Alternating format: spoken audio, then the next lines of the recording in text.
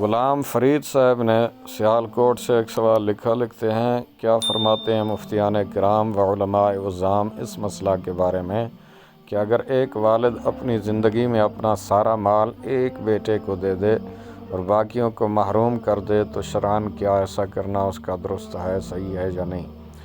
بسم اللہ الرحمن الرحیم۔ الجواب بعون الملک الوہاب، اللہم ہدایت الحق والصواب۔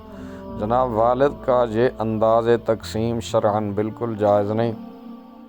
والدین کو چاہیے کہ اولاد کے درمیان ہبہ وغیرہ کے تقسیم کرنے میں بھی عدل و انصاف سے کام لیں، ورنہ قیامت کے دن جواب دہ ہونا پڑے گا۔ ہاں، البتہ اگر اولاد میں سے کوئی فضیلت رکھتا ہو، مثلاً علم دین میں مشغول ہو، اس کو زیادہ دینے میں حرج نہیں، بشرطے کہ کسی بیٹی کو محروم کرنے کی نیت نہ ہو۔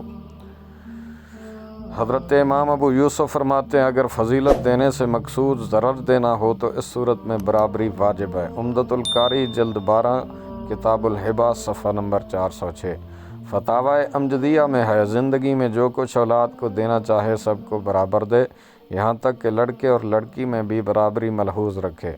ہاں، کم و بیش دینا کسی مصلحت شرعیہ کی بنا پر ہوا، ضرار مقصود نہ ہو، مثلاً ایک خدمت دین میں مشغول ہے کہ کسب معیشت میں مشغول ہو تو اس خدمت دین میں پھر نقصان واقع ہوگا، اور دوسرا ایسا نہیں، یا ایک فاسق و فاجر ہے کہ مال کو ضائع کر دے گا، تو ایسی صورتوں میں کمی بیشی جائز ہے۔